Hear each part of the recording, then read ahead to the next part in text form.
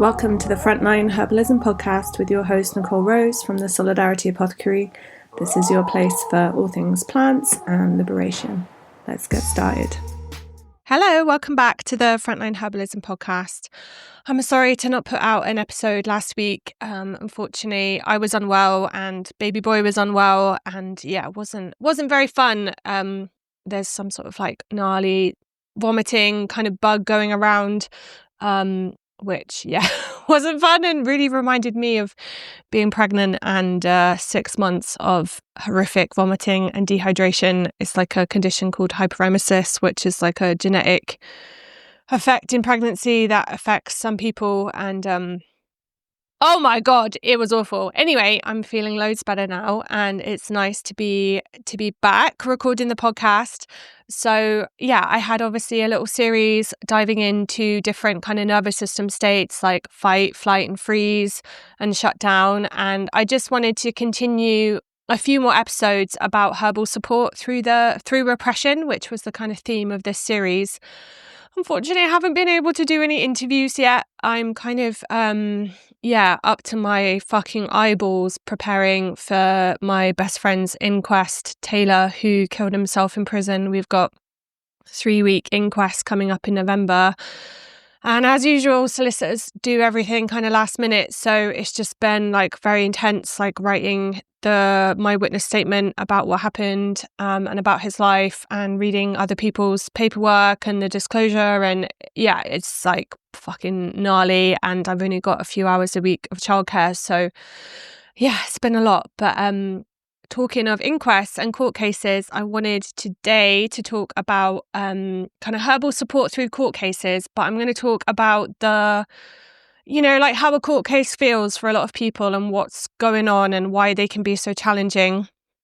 And then I'm going to talk a little bit about herbal support, and I will kind of say some similar things to the herbal care packages episodes where I talk about the care packages I send out with the Solidarity Apothecary and why I've chosen certain blends and things. So there's a little bit of crossover. So please check out those episodes too for a little bit more context. But let's dive into herbal support for court cases.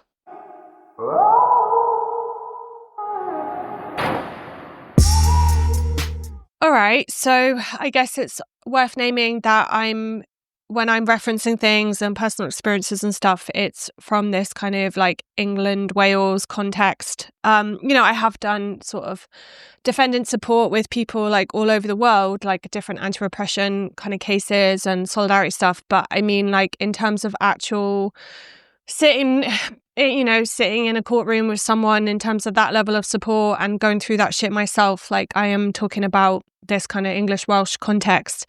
But I guess it's not like unimaginable for people to hear that court cases are extremely stressful. And I know that sounds really obvious, but I'm just going to run through some of the reasons that make it so stressful that maybe people haven't like necessarily always thought about, when a loved one is like going through a court case and stuff.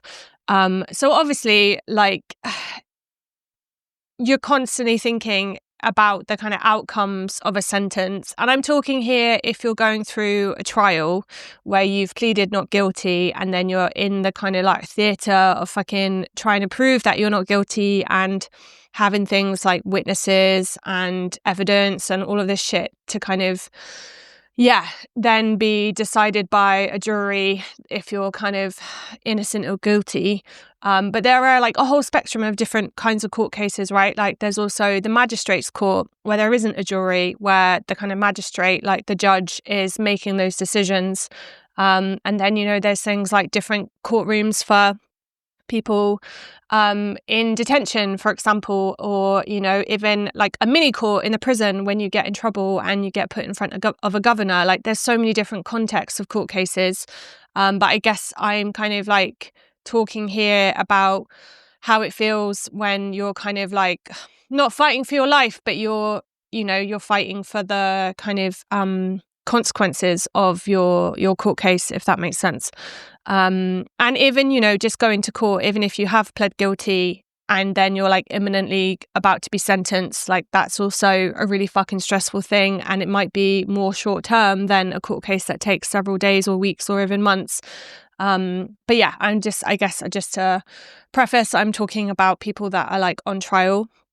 And yeah, I've done a lot of like defendant support with like quote unquote like non-political people, but I've also supported a lot of people who are going through the courts because of like their kind of like political organizing or work towards liberation in some way. So anyway, like even if someone is not facing a custodial sentence, custodial meaning going to prison, or they're facing like a short prison sentence, it is like enormously fucking stressful to not have control of your life, to not have certainty over what's going to happen to you and what impact that's going to have. So I just want to name that even if you're not on trial for something quote unquote serious, it's still wildly unpredictable. Like I've seen people get sent down after they've been told by solicitors that there's no fucking way they would go to prison for something like this, and they've become the kind of test case of someone that's got a custodial sentence, for example. I've seen people who've been told they're looking at 12 months get 5 years in prison, you know? Like I've seen people that are looking at a really long time that have got much less. Like, you know, ultimately, like you are not in fucking control of your life, and that is what's really stressful. I mean, God, are any of us in control of our lives in terms of like fate and all this fucking systemic shit? But you know what I mean? Like in a court case, ultimately, that power is taken away from you, and that is what can make this shit like highly stressful and highly traumatic for people.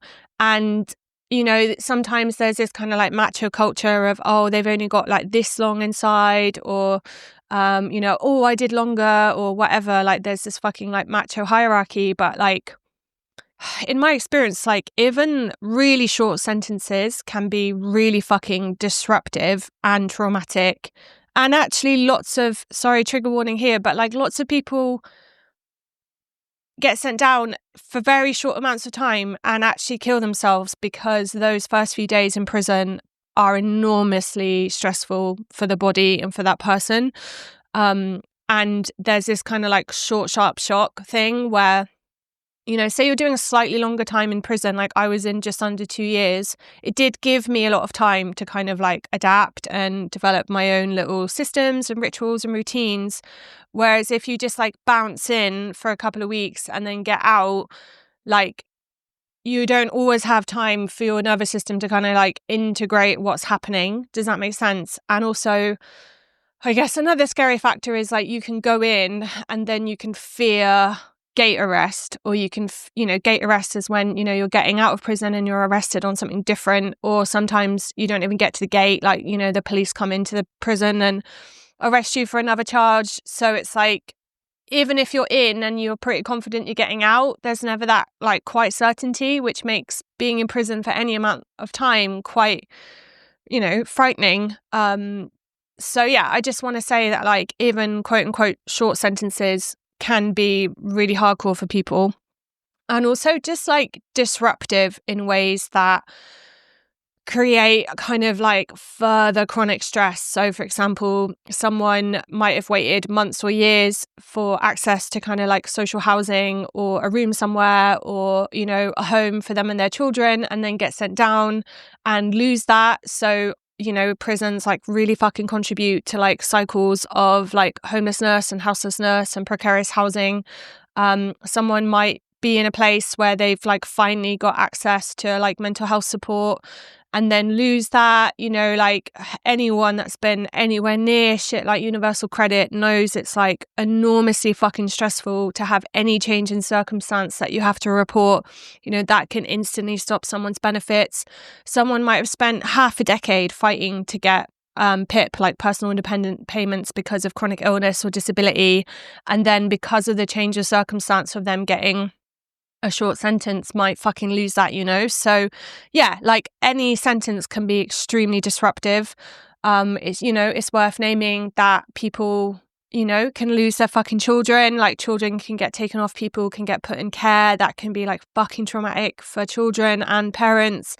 I'm not saying that's not always like a necessary thing to do if a child is like experiencing abuse or neglect, but I'm just saying like, yeah, it's really fucking disruptive and harmful when people get sent down. So, and then obviously if you are looking at a longer sentence, it is really fucking threatening to the body. I got 3.5 years, but I spent 2 years on bail thinking that I could get 14 years in prison because I'd seen 3 people from this guinea pig farm campaign get 14 years in prison for conspiracy to blackmail. And so, yeah, even if you get a shorter amount of time, which feels like a huge relief, you will have potentially spent months or years, and it's really becoming years now with, the delays in the courts and stuff.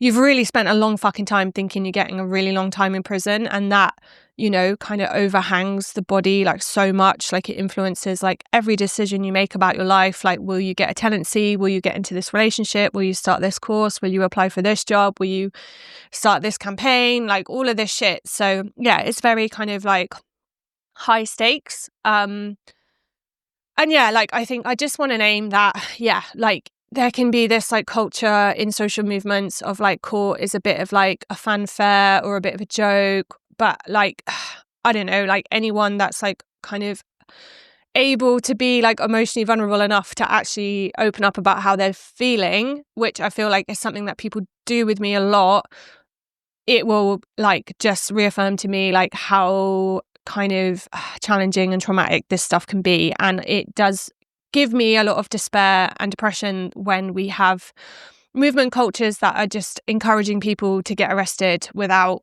potentially thinking about the consequences or minimizing the consequences, or even downright lying to people saying that there won't be consequences.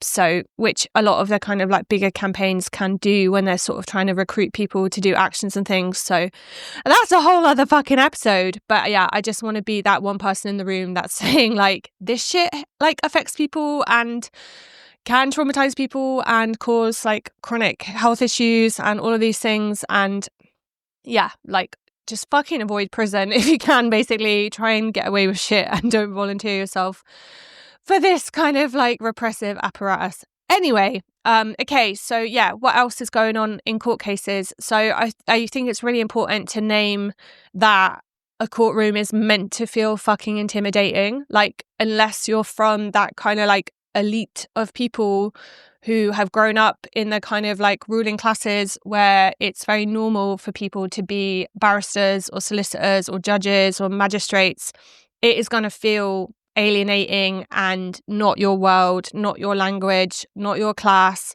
And it's going to make people feel stupid and small and powerless. And, like the system unfortunately treats people like you're a piece of fucking shit if you come from like a working class background. So yeah, courts definitely give that feeling for people. And yeah, there's like so much exclusion on so many levels. Like maybe it's language, maybe it's like lack of affinity with sort of your legal teams, like not having like quote unquote good representation. Maybe you've just got like a shit duty solicitor that really doesn't give a fuck if you go to prison, that puts no effort into your case, that doesn't communicate with you. And ultimately, I think the things with court cases is that like it is your like destiny and your life and has all these like life-changing effects.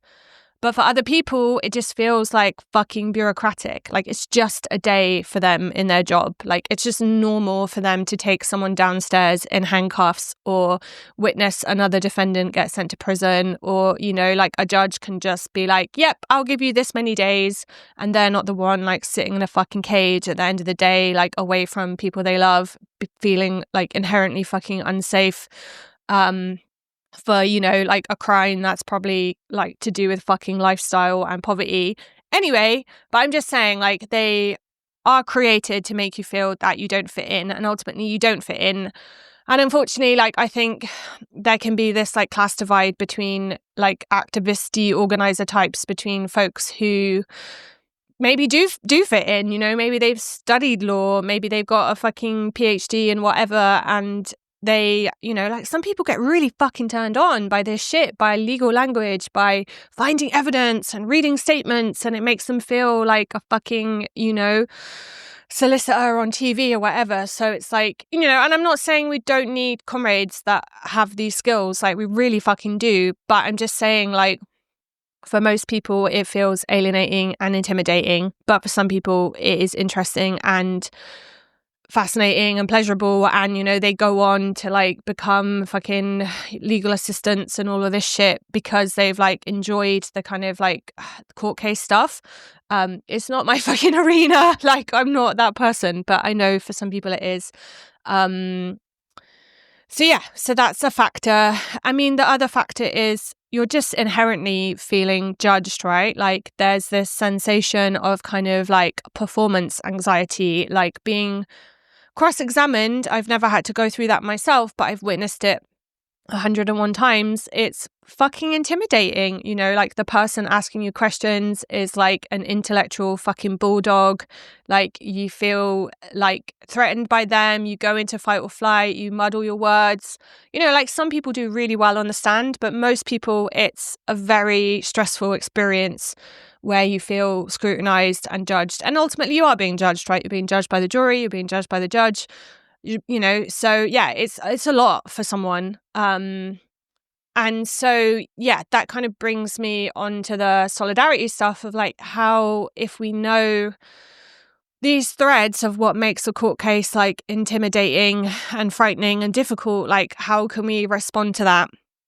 And I think one of the critical parts is like not feeling alone, right? Because a large element of what makes experiences more traumatic is feeling unsupported. Like it's very different. For example, someone who has a car accident and is left on the side of the road alone, like, you know, say it's the middle of the night and no one's witnessed it and they're waiting for an ambulance, like it's very fucking traumatic. That person is much more likely to develop PTSD because they're alone than someone who has an accident and then a bystander comes in and soothes them and strokes their face and calls the ambulance, and like, you know, maybe they have a nice ambulance driver who's loving and warm. Like all of that will mitigate whether someone develops PTSD. And I really think it's the case with anti-repression work. Like if people have like a strong support group, they're much more likely to, like, much less likely to be traumatized by that experience. Which is why like court support and stuff is really, really important. Like turning up at court with people, or, you know, demonstrations if you want them. Yeah, just like not feeling alone, I think is important.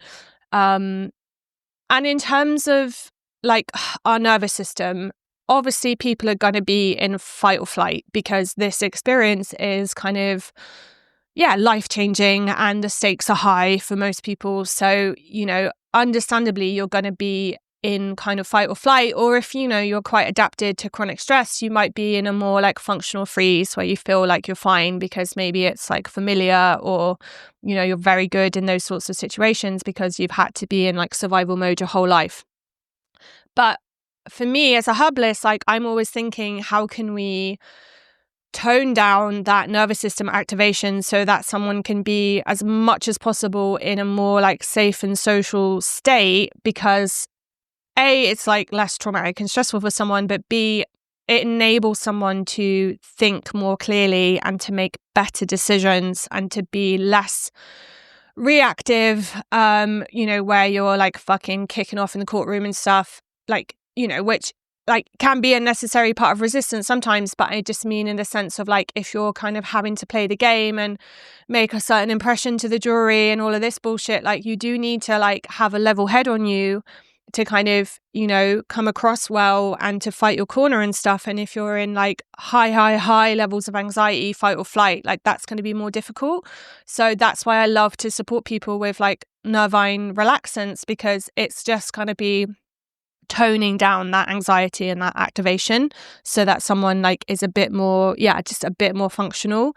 And I think, when you have that edge of stress taken off, you get the clearer focused thinking. Like I love plants like lemon balm for this, for example.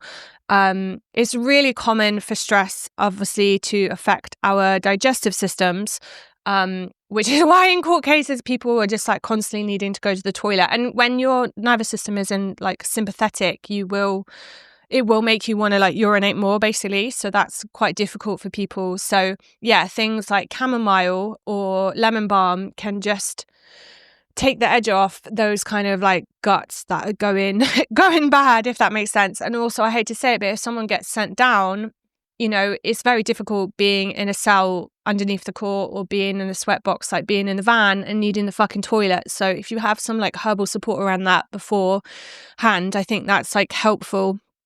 So sort of gentle, like I include like a nervous system soother blend, which has like lemon balm and hawthorn and chamomile, which I think is really nice to kind of like take the edge off. And I'm not just talking about defendants, right? I'm also talking about loved ones and close people and anyone in that court case. Like, it's also traumatic to watch someone get sent to prison, for example, or to have to go through all this shit. And if you're doing like defendant solidarity, like you might be the person that really needs that clear head. You know, you might be taking notes and, you know, tracking details and what's going on in a way that will really help that person in the coming days or weeks with their case. So yeah, having that kind of clear thinking is really important. So the thing about court cases, especially political court cases, is that they can really take like several weeks. And when something is going on that long and you're in fight or flight like day after day after day, it's no fucking good, right? For developing things like coughs and colds. You know, court cases are often like people generally have to stay away from home somewhere, or they have to travel far in the morning. And if you have to travel to court, then you're like panicked about being late. You know, or maybe even someone is like already remanded in prison, in which case it's a fucking shit show getting to reception in the morning and getting taken to court and stuff. And I know you won't have the same herbal support that you would on the outside. But yeah, like I think one of the things when someone is in that like chronic stress response that goes wonky is sleep, right? Like sleep is really commonly disturbed, and I keep meaning to do some more episodes about sleep, but as much support you can get around getting good quality sleep is fucking critical, and is probably like my main priority as a herbalist with defendant support. So that's why I make this like heavenly lavender oil with olive oil from Palestine, because, you know, if someone like the difference between 4 hours of shit sleep where you're too fucking stressed to even sleep and you go to sleep at 2 a.m. and you're up at 6 or whatever, like the difference between that and 8 hours of like high quality sleep, sorry, my dog's snoring, where, you know, you actually feel like a human being who can string sentences together, like that is really like a huge difference. And I think if you are the person that, you know, is getting cross-examined, or you really have to use that kind of like cognitive stuff, then like sleep is really important. So when someone is in like fight or flight for a lot of the daytime, it can obviously be very difficult for them to just kind of like easily fall asleep. And you wouldn't have had that like rest and digest time in the day, right? You wouldn't have had a bit of time to just like fucking sit on a bench and scroll your phone, or go for a walk in the park, or have a nice cup of tea with a mate. So those evenings are like so critical. And unfortunately in the evenings you're often doing prep for the next day. But one of the mixes I include in the anti-repression care packages is like a de-stress tea for the evening. And that contains like a bit of skullcap, chamomile, lavender, and some rose petals. And again, it's like so critical because it can help someone move into that like parasympathetic rest and digest state, which means they're like, you know, digestion's going to be better, which means they've got more like nourishment and nutrition to help them, you know, prevent getting further, you know, colds and things. It just means they're like way more likely to sleep well. So yeah, so that evening support is critical, I think, which is why I love these teas, just to give that body a chance to kind of, you know, process the day. And the other thing with like long or even short sentences is like chronic stress affects our immune system, right? And we are at risk of colds and respiratory infections. And, you know, courtrooms are not a fucking safe place in terms of COVID, right? Like people generally not masking, like there's lots of people in a small room, or, you know, or a big room. So yeah, you're really at risk. And, you know, they're all like, most courtrooms are in fucking towns and cities. So you've got all this public transport stuff. So yeah, any immune support is really, really helpful, which is why I include like an immune tonic that contains like echinacea, elderberry, thyme, ginger, turmeric, just again to give that immune system a bit of fucking support so you're not getting sick. Because again, if you get really sick during a court case, you're not going to be kind of like functioning optimally to kind of like fight for your fucking freedom, right? And also like you don't want to land in prison like really fucking unwell, because that's like no fun for anyone. And then the other aspect I've included is kind of just like help for the like emotional heart. Like I've talked about all the chronic stress involved, but there's often a lot of like fucking like grief, like people, will have had probably big life changes if they're gonna potentially like undertake a custodial sentence. Like there's a lot of like fear around like relationships and will I keep my job and all of this stuff. So yeah, I just like to kind of give emotional support for that like fear. So things like rose and hawthorn, for example, are just absolute plant babes for that stuff. And yeah, like I guess, so I think all of these things like supporting your sleep, supporting your nervous system, supporting your immune system, and then just general political solidarity, not feeling alone, feeling prepared, feeling well-resourced. Like imagine if every fucking working class person that was being faced with a sentence for something class related, like not paying their fucking TV license or having to steal food or steal a mobile phone or whatever, or, do kind of crime to sustain like, addiction. Like imagine if everyone that was facing, the kind of sharp end of state violence had this kind of support, right? Like I do think it would be a different system. I mean, all of this is kind of like not sticking plaster stuff, but obviously I want us to be, fighting the fucking fight and fighting to eradicate these systems. But ultimately, like until we've like fucking abolished the state, people are going to be in fucking court, right? And the more militant liberation struggles get, the more fucking repression we're going to be getting. So the more and more people are going to be going through these experiences, which is why it's really important to have like strong prisoner support and defendant support movements.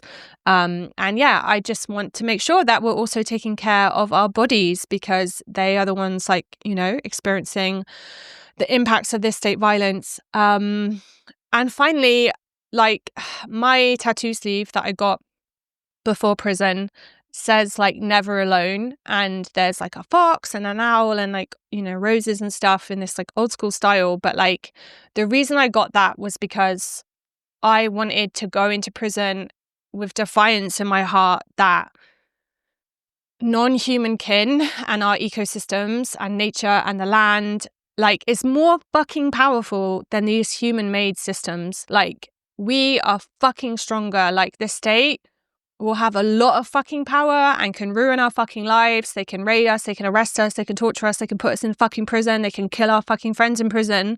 But ultimately, like, they're still fucking insignificant. Like, if you think of the, like, hundreds of thousands of millions of years of evolution and how powerful the land is, like, yeah, and that, plants and animals and non-humans are like ultimately on our fucking side. Like, I think it is nice tapping into that energy and feeling that fucking power, like when you're in a courtroom of like, actually you are on the stronger side. Like, even though these human-made systems have more power over you in this moment, if you are someone who is fucking fighting back, like who is fighting for earth liberation, animal liberation, human liberation, like you can connect with that strength of non-humans and the land and all your fucking ancestors who've been fighting, injustice for generations.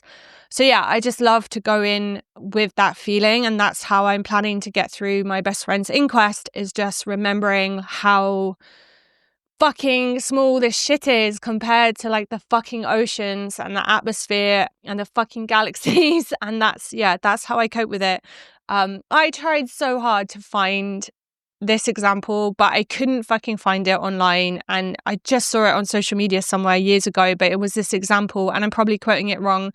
I think some like indigenous land defenders were in court in like so-called Canada or somewhere, or maybe the so-called US, and their sentencing got sabotaged because like an eagle or a stork or like some bird's nest brought down the power line like at court, and that bird had like a particular relationship with that group of people, and yeah, it was just this like beautiful defiance of like kind of nature fighting back, and I just fucking loved that, and I wish I could find like that. If you know it, like please hit me up because it was amazing. But hopefully, like animals and birds and everything else could bring down all the fucking courtrooms. But I just thought it was like a really beautiful example of, kind of our non-human kin and solidarity from them.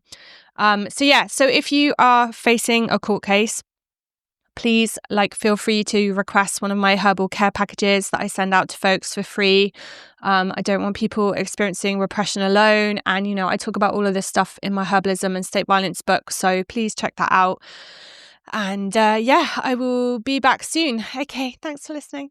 Thanks so much for listening to the Frontline Herbalism podcast. You can find the transcript, the links, all the resources from the show at solidarityapothecary.org/podcast.